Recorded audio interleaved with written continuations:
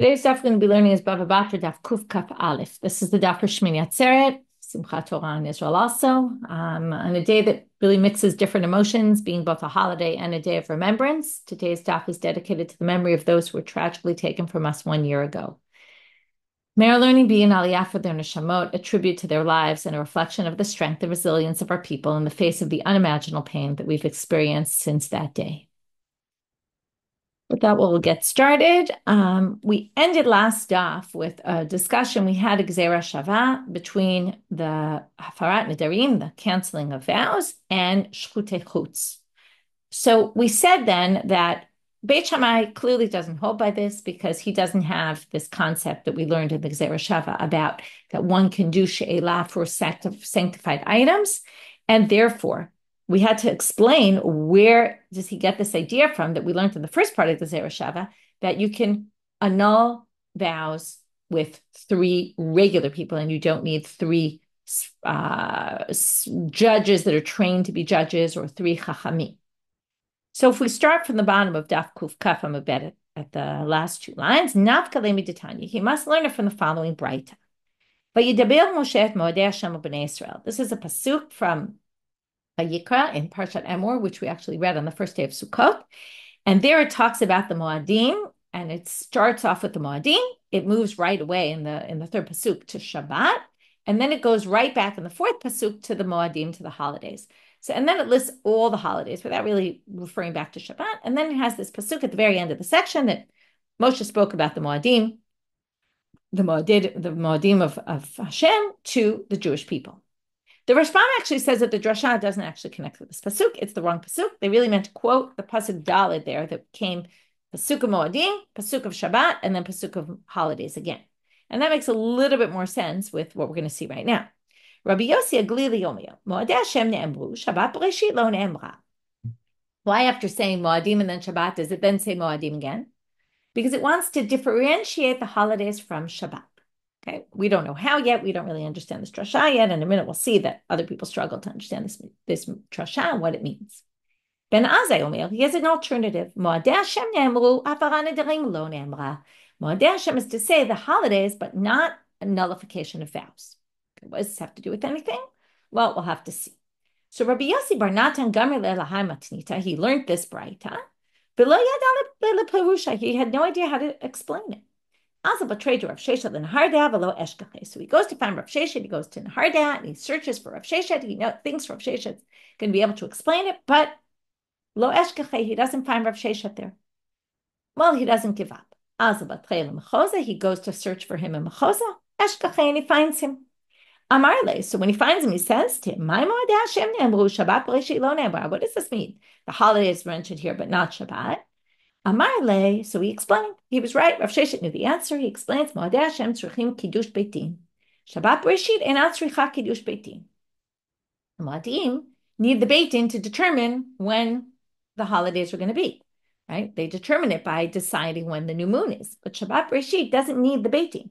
You don't need a court to determine when Shabbat is going to come every week. Everybody knows it's every 7 days. If you don't have a beit-in setting the times of the calendar, you can't celebrate your holidays properly. But you don't need that for Shabbat. Now, why would you even think you would? Shabbat comes every 7 days. There would be no reason, right? The new moon is all about when we determine when the month starts. Well, Sakadat Tachamina, you might have thought, because it's mentioned. What they're basically saying is that pasuk after had to come to say, well, it's only holidays that need this. Because you might have thought, since it mentioned Shabbat next to the holidays, you might have thought that they needed also Kiddush Beitin, that you would need to determine every week, have a court determine this is the 7th day, or maybe this is the first day, and from there we can count 7 days. But Kamash Malan, therefore that pasuk came to teach you, no, just for the holidays, not for Shabbat. Okay, that explained the first part of the Braita of Rabbi Yossi Aglili. What about what Ben Azai said? My Moadei Hashem ne'emru, hafara nedarim lo ne'emra. What does hafara nedarim have to do with holidays? Well, another thing we just read in Shul, and we read it every day of the holidays, is the maftir of all the holidays is to read the section that talks about the sacrifices of that day. Some holidays, it's the whole Torah reading, right, during the week. Anyway, the idea is that we read the right, that's what we do on on Sukkot, we read every day which sacrifices we bring on that day. So if that's the case, now that's all Bamidbar chapters 28, 29. That's the whole list. That's what we read from of all the sacrifices we bring on the holidays. Right after that comes annulment of vows. So comes the Gemara and says, here's the drasha. This is what Rosh Hashanah explains. Hatarat nedarim einat tzricha, Modeh Hashem tzrichim mumchim. Hatarat nedarim einat tzricha mumchim. What does it teach you? Well, the Moadim, the whole thing we were saying about the Moadim was the Kiddush HaChodesh. You need to determine the new moon. Who does that? The court. Which kind of courts? Courts with rabbis who know what they're doing, judges, people who are suitable, not just any three people. But annulling of vows, you could do in front of any people. In fact, that's what we do on Erev Rosh Hashanah. Some people do it through Erev Yom Kippur. You could do it even until Hoshana Rabbah.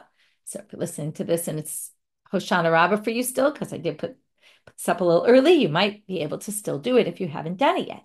So you just go in front of any three men, actually men, because men are way to be judges. We'll get to all that in Sanhedrin. And you can do Hatarat nedarim. And that's what we learn from the Moadei Hashem and not this. Now, you might have thought, because it's listed next to the holidays, you might have thought it had the same rules, but no, it doesn't.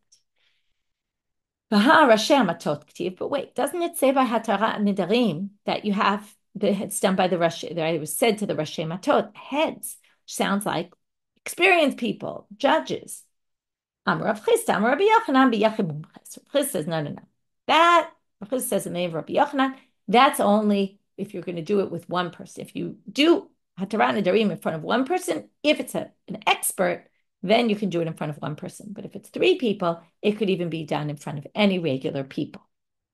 That's the first section of today's daf, which we now finished. We're moving back now. We were talking about Benot Tzlafchad, and this is going to somewhat connect with Benot Tzlafchad. So let's get started. Tnan Hatam. It's a Mishnah in Ta'anit.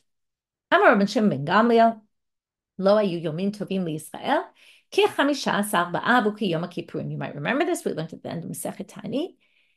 Rabban Shimon ben Gamliel says the best days for the Jewish people, the most happy days. They don't mean Yom Tov in the sense of holiday Yom Tov like today, like Simchat Torah, Shmini Atzeret, but what they mean is these were the happiest days of the year, the 15th of Av and Yom Kippur.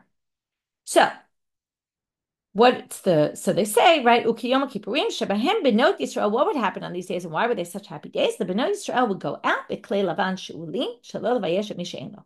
They were these celebratory days and the girls would go out in these beautiful white dresses and they would borrow them because they didn't want to embarrass anyone who didn't have.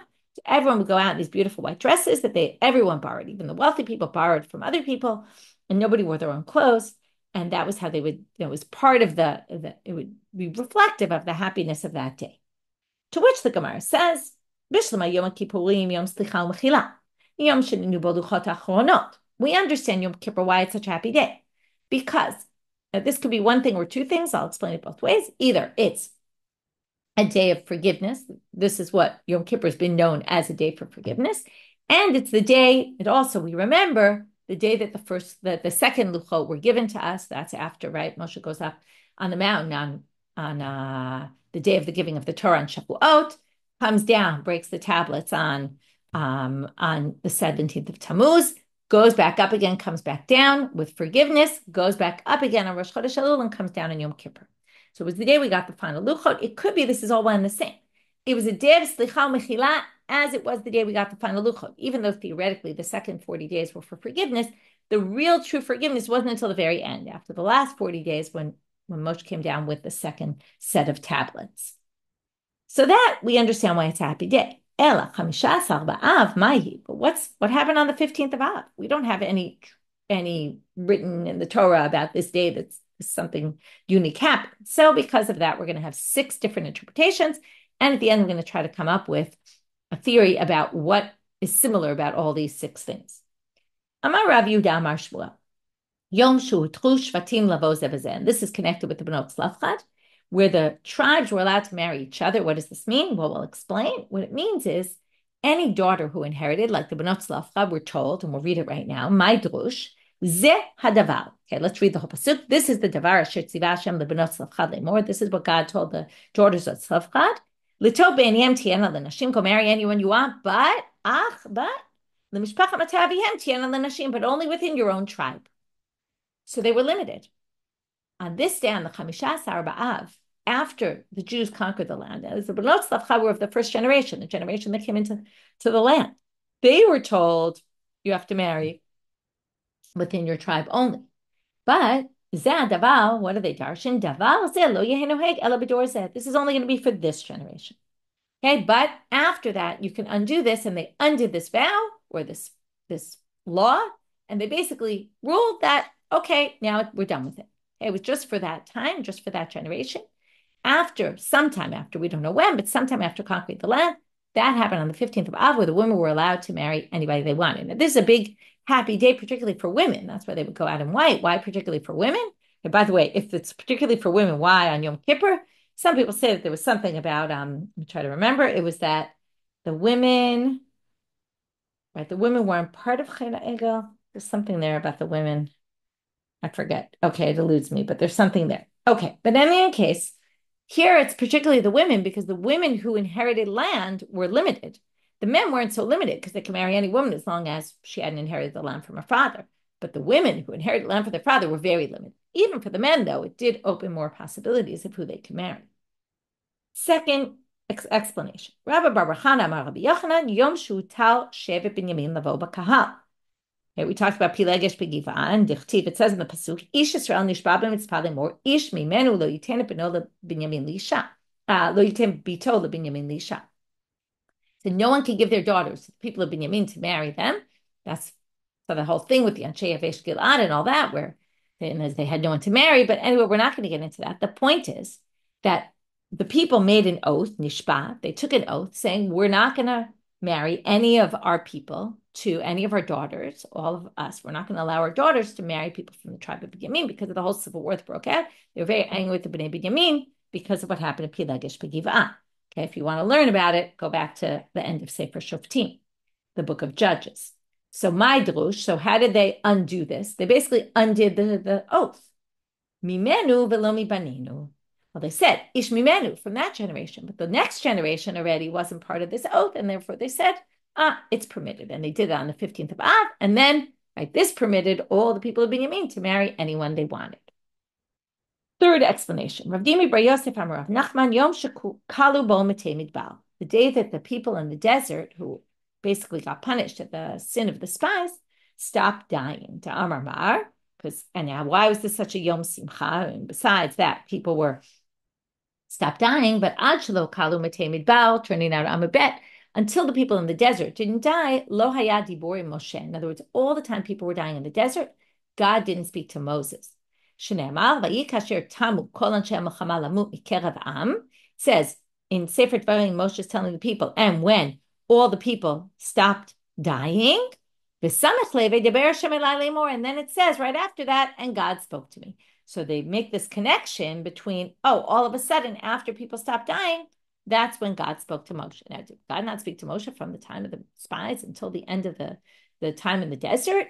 Good question. So a lot of the commentators say he did speak to him. It's just a matter of how God spoke to him. There was a difference between this type of dibur, this type of speaking, and that type of speaking. And it was sort of that God spoke to Moshe in a different way. That's a possible way to explain it.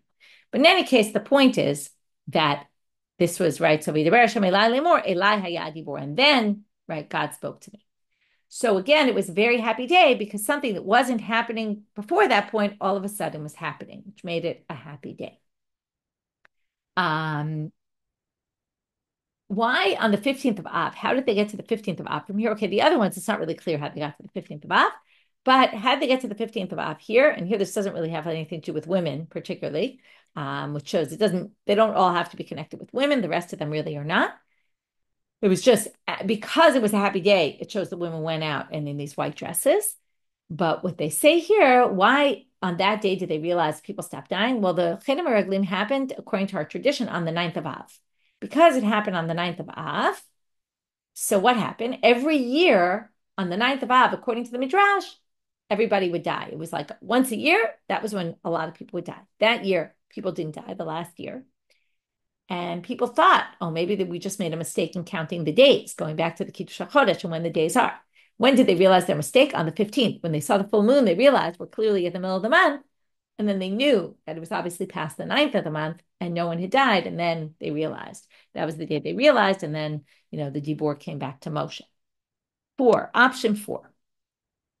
Ulama, Yom Shebitel bo Hoshe ben Elak per Disaot, Shoshibi Ravam al Adrachim Shalo Yalu Yisrael Lareg. So Yeravam ben Nevat was the king of Israel when the kingdom split in the time of the son of Shlomo, Rechavam. Yeravam decides that in order to strengthen the Israelite kingdom, he's going to block people, and he set up guards and stops, roadblocks to not allow people to go to Jerusalem to pray. And he sets up 2 Eglei Zahav in Dan and Beit El and creates new temples and new holidays and everything. So Hoshea ben Elah was a much later king who basically got rid of all these roadblocks. And that was a happy day because all of a sudden the Jews could come to the temple, the Jews from the Israelite kingdom could come to the temple to celebrate the holidays. Number 5, Rav Matna Amar, Yom Shedinu Harugei Beitar L'Kvura. This is when the people killed in Beitar, that was at the end of the Bar Kokhba rebellion, the last holdout was Beitar. The Romans killed all the people and they didn't let them get buried. So the day that they were allowed to be buried was a big, happy day. Okay, apropos now, right? We understand how important it is to get back bodies and to bury them. The Amar of Matna, Oto Yom Shenitnu Harugei Beitar L'Kvura, Tiknu B'Yavna Tov Amitiv. Rav Matna said the day that they were able to bury the people, the people who had died in Beitar, in Yavne, they said, we're going to now make a new blessing in Birkat Hamazon. That's how the 4th bracha got to Birkat Hamazon. Hatov Amitiv. Why Hatov Amitiv? Hatov Shelo Esrichu. It was a miracle, and it was seen as a good thing that the bodies didn't rot all that time. They weren't able to bury them. And Hametiv Shenitnu L'Kvura. We're all the more so happy that we were able to bury them. So that's the 5th answer. Now, before we get to the 6th answer, I want to just explain what to me seems to be the common denominator between all these 5 things, and then we'll have to see. I'm going to give you 2 explanations of the 6th answer. We're going to see, does it fit into one or the other, right? And that's one explanation really doesn't fit into my theory, but I'm convinced more of the 2nd answer because it really seems to be similar to all these others. What's the unifying issue here? All of these are situations where something was not permitted and all of a sudden became permitted, right? What's like when we think about a happy time, it's often when you're prevented from doing something and then all of a sudden that's lifted off of you. So let's just go through. The Shvatim, right? The girls who inherited their fathers could marry anyone. They were limited, and then all of a sudden they allowed it. The people in Binyamin couldn't marry anyone. All of a sudden it was permitted both to them and to everyone else that they could now marry people from Binyamin. The third was the people in the desert stopped dying, right? Or Moshe didn't get the dibur from God, and then all of a sudden he did, right? It's all of a sudden this new opportunity that didn't exist before that was blocked. Then the next one is people couldn't go to the temple, and then all of a sudden, right, it was open, they permitted it. And the last was that the people in Beitar, right, we couldn't bury them, and then all of a sudden we were allowed to do something that we weren't allowed to do before. The last one is a little bit different. Rabba for Rav Yosef to Amr Travayu, so both Rabba and Rav Yosef say, Yom Sheposkim Bo Medechorot Etzim LaMaracha, the day that they stopped cutting trees for the Maracha, for the temple. They would cut trees. Okay, we're going to learn now that from Nisan till the middle of Av, they would cut trees. Why? It was the hottest time of year. It began to get hot, and you only want to cut the wood for the temple when the wood is dry. When the wood is wet, it'll rot. There'll be worm infested. We don't want that in the temple. So they would only do it till the middle of Av. Once the middle of Av kicks in, the weather starts to cool, starts to get more moist. They stop doing it. Nowadays, I don't know if it gets so cool from the middle of Av, but presumably in those days it did. And we'll see, at least according to the Rashbam in the first explanation, that, because we're going to go with the Rashbam first, that the days also start getting shorter then. It's not exactly true. They start getting shorter more in, a little bit later, but actually maybe, no, you know what? Maybe they do get shorter right then. Yeah, they do get shorter then. So the days start getting shorter, which means the nights are longer. That's going to be relevant soon. So they both said it's the day that they stopped cutting the trees. What's such a happy day about that? Certainly doesn't seem to fit in with what we were talking about before. So the Rashbam really thinks it doesn't. And the Rashbam says they were finished a big mitzvah. This was a huge mitzvah, and they're just excited that they finished it. And then the Gemara continues and says, Tanya, the Braita says, Rabbi Eliezer Gadol Omer, Kevan shegiach hamishas haba'ah, tashash kocha shel chama, v'lo hayu kortim etzim l'maracha. So once the 15th of Av comes, the sun got weaker and they would stop cutting trees. And that's what we explained before. Amar of Menashe, the Karule Yom Tavar Magal. They called it the day that they break the sickles, or that they break their, more like axes probably, that they use to cut the trees. Right? Sickles are more for cutting wheat. Mikam va'elach. Now they add this extra line, which seems somewhat unconnected, but we'll see it's connected to the fact that the days start getting shorter. Because the days got shorter, the nights got longer. Think about it. In those days, they didn't have natural light. So people just didn't really, they would go to sleep early. So mikam ve'elach demosif yosif. If you add learning to your nighttime routine and you don't just go to sleep, yosif, you'll be rewarded. You'll get more days of your life. Sheino mosif yosif. Those, it's a play on words here. If you don't add on more Torah learning at the nighttime, then yosif, you will be like from the language of the sof, or maybe le'esof, like you were le'esof alamav is a way of saying you would die. You would die young, okay, or die early. Well, we're going to see right now what does it mean die young or die that you'll be Yasif. My Yasif, Tane Rav Yosef, Tikbere Ime. Your mother will bury you, right? Meaning the children will die before the parents. That's a very big punishment. Okay, so that seems disconnected with this Yom Kritat Eitzim. It sounds more like, well, it happens on that time of year. The days start getting shorter. So another thing about this is that when the days start getting shorter and the nights start getting longer, you should make sure to make extra time to learn. And don't just go to sleep early. But Rabbeinu Gershom understands this a little differently. And in my mind, he wants to connect it to all the others in terms of the theme here. The day, what happened? From Nisan to the middle of Av, they were busy cutting trees. And when they cut trees, it didn't allow them time to learn Torah. So once they ended the time for cutting trees, it was a huge burden was lifted from them, and then they were allowed to learn Torah. And then the Gemara says that if you use your time wisely, when you have all this free time, right? Think about it. When you finish a big project and all of a sudden you have extra time, what are you filling it in with? So if you fill it in with learning Torah, then great. But if you don't fill in that, all of a sudden you have all this extra time with learning Torah, well, then you will basically die. God will punish you. It's just another way of saying, don't do that, right? So that's another way of saying it. And then it was this big release because for them it was, we're limited in how much Torah we can learn because we're busy doing something else important, but it's not Torah learning. And then it was this big relief because now they can go back to learning Torah. And then it fits in with the theme that we saw before, and thus ends this section. Tanu Rabbanan, another Braita. This is a very interesting concept. Shiv'at kiplu et kol alav kulo. There's 7 people that if we start from Adam Rishon till today, we can count, and at some point, one of those 7 people was in the world. In other words, there's a correlation, right? There's an overlap of all these people. So you can count basically 7 people from the time of Adam Rishon till now. A little weird how we're going to do that. So let's get started. Mitushelach ra'a Adam. We're going to basically say Adam is the first. Mitushelach was still alive in the time of Adam. In fact, according to the I think it's from the Psukim even, if you do the counting, he was 687. Adam Rishon when Mitushelach was born. If you might remember, Adam Rishon lived till 900. So they overlapped. Then we get to Shem. He lived a long time, and he overlaps with Metushelach. How do we know that? Shem Ra'a Metushelach, because Metushelach lived 500. No, 1 second. Shem Ra'at Metushelach.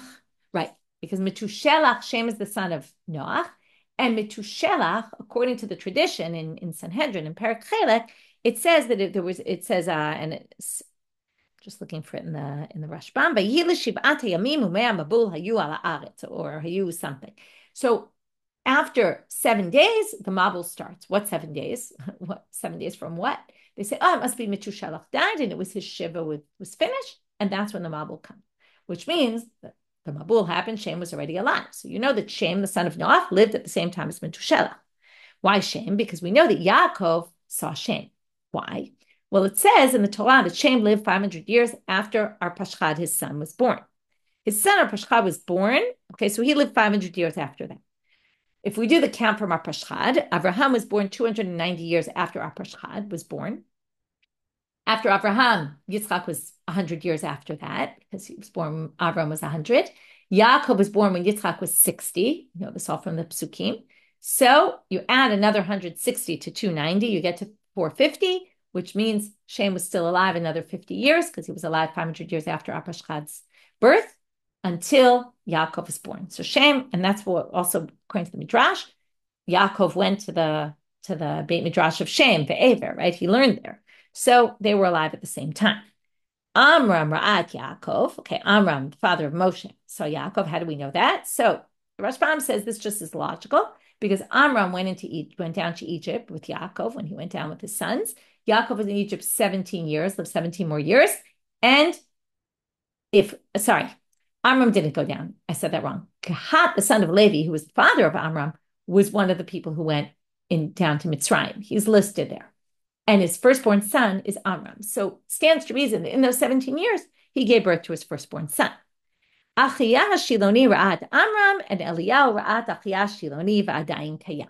Okay, the last two are just known by tradition, that Achiyah Shiloni was still alive when Amram was alive, and he also was the prophet in the time of Yeravam, and he prophesied against Yeravam. And then Eliyahu was overlapped with Achiyah, and Eliyahu is still alive today. That's how we get to today, and that's why he appears in all these Talmudic stories, because he never really died. Okay, those are our 7 generations. So the last 2, we don't really have any proofs in the text. It's just an assumption, right? It's a tradition that this is the case. So now we have a question. Achiyah Shiloni Ra'ad Amram, how do we know? How could we possibly say that? Achiyah Shiloni lived when the Jews were in Israel, right? Yeah, we know, and much later. Aktiv. Now, we're not worried about how old he was, but it says, Everyone from the generation of the spies died out. That's what we were talking about, right? They all died out. No one came into the land other than Caleb and Yoshua. So how could that possibly be? Right? From the people who came out of Egypt.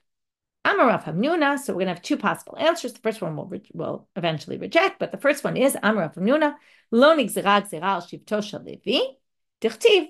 במדבר הזה יפלו פגריכם וכל פקודיכם וכל מספרכם מבין 20 שנה ומעלה. מי שפקודיו בין 20 יצא שבטו של לוי שפקודיו בין 30. Rav Hamnuna says, oh, maybe Achiyah Shiloni was a Levi. We don't know he was a Levi, but we say, and the people of Levi maybe didn't die in Dora Miraglim. How do we know this? Because it says, in the desert, your bodies, right, your people will die. And anyone, anyone who was counted according to your count, from age of 20. So what do they darshan from this? Those who get counted from the age of 20. Now, when we do the counting in Bamidbar, we only count Levites from the age of 30 when they could work in the temple, not from the age of 20.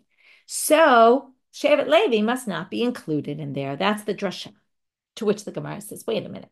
So you're going to say the only people who were living in the time of the desert that went into the land of Israel other than Caleb and Yoshua were people from the tribe of Levi. Mishar Shvatim lo ayil, but others didn't. Bahatanya, doesn't it say in a Braita? Now we're going to all of a sudden, there were other people too. Yair ben Menashe, Machir ben Menashe, Nodubi Yemei Yaakov. They were alive in the time of Yaakov, which means they got out of Egypt also. V'lo meitu ad shenachnesu l'Eretz Yisrael, and they only died in the land of Israel, meaning other people also came in. So you can't say, saying Shevet Levi maybe is a possible answer, but there's other people who were from Menashe who actually also went into the land. Shneimah. How do we know this? Because it says, "Vayakumehem anshe Ai" in the battle of the Ai in Yoshua, Kishloshim v'shisha ish, like 36 people. Now it's a little weird. It should have said 36 people died. So there's a machloket about this. Tanya shloshim v'shisha mamash. Divrei Rabbi Yehuda. Rabbi Yehuda says really 36 died. Amar lo Rabbi Nechemia. B'china amar shloshim v'shisha. It doesn't say 36. Halo lo ne'amar ela kishloshim v'shisha. It says like 36. The one who died was Yair, the son of Menashe, who obviously came into the land then and was also there at the getting out of the Yetziat Mitzrayim, right, in the sin of the spies. And Shakul Kirubashal Sanhedrin. Why did they call him 36? Because he was like the majority of the Sanhedrin, which was 36. Right, because there were 71 people in the Sanhedrin, so the majority would be 36. And he was really an important person, and that's why they called him like 36. Anyway, the point being, there were other people as well. So therefore, El Amar Rav Acha bar Yaakov, he explains for a different reason. Lo nigzera gzeira, lo al pachot miben 20 v'lo al yeter miben 60. The only people who died in the sin of the spies were the people who were between the ages of 20 and 60 when the sin of the spies happened. But how do we get this? So therefore, it must be Achiyah. Okay, if he was in the time of Amram, he couldn't have been less than 20 because it was all of Egypt, or at least we assume he was probably in the older, and he was more than 56 at the time. He was more than 60 at the time. So law, how do we know this? Because law pachot mi ben esrim dichtib mi ben esrim shana v'mala. It said who's supposed to die? Anyone who's over 20. Now you would think over 20 means anyone over 20, even if they were already 60. But law yeter mi ben shishim. How do we get this? Gamar mala v'mala me'erchin, because it says esrim shana v'mala, and in erchin it says anyone who's over 60, and it uses that same word v'mala, doesn't have the same value as someone who's between 20 and 60. That's in terms of value of people. If you give the value of someone to the temple, you promise it to the temple, how much do you have to give? So there it says above 60, it's a different amount. So v'mala is associated with 60 there, and therefore, mala halan yater mi ben shishim kepachot mi ben esrim. There, once you're more than 60, you're like under 20 in terms of your value. Afkan yeter mi ben shishim kepachot mi ben esrim. Likewise, here, more than 60 is like less than 20, and therefore didn't die in the door of the midbar, and therefore achiyah must have been either under 20, which likely not, or over 60. Last thing for today, we'll end with the question, ibaidlu, totally different topic. Eretz Yisrael l'shvatim iflug, o dilma l'karpaf gavri iflug. In Israel, when they divided up by the tribes, did each tribe get an equal amount, or did it go by head? Meaning, if a tribe had a lot of people, they actually ended up with a lot more land. If the tribe had less people, they ended up with less land. So was it equally between all the tribes or equally between all the people? And for that, we'll wait till tomorrow. So what did we do today? We started with the drasha of Beit Shammai. How does Beit Shammai get to hatarat nedarim? Is not with mumchim, and we learned that from the Elam Moadei Hashem or Vayidaber Hashem Moadei Hashem, depending on which girsa you have. Then we moved to the Mishnah about what happened on the 15th of Av and why was it such a happy day like Yom Kippur. And we gave 6 different explanations and connected between them. And then we went to this other drasha about 7 people that basically there was always those, right? You can count the world and count 7 people and get to today where each of those people overlapped with the previous. And then we tried to figure out how Achiyah Shiloni could possibly have been alive. From there, we learned that those who died in the desert, probably the sugyas they were brought because of that issue, because we talked about the Matei Midbar before, the people who died in the desert. People who died in the desert were only people who were between the ages of 20 and 60, and there were people that were in the time of the desert that did go into the land, besides Kalev and Yoshua, as long as they were under 20 or over 60 when the spies happened. And with that, we ended with some other question, which we'll start with in the next shiur. Wishing everyone a Chag Sameach and a meaningful day.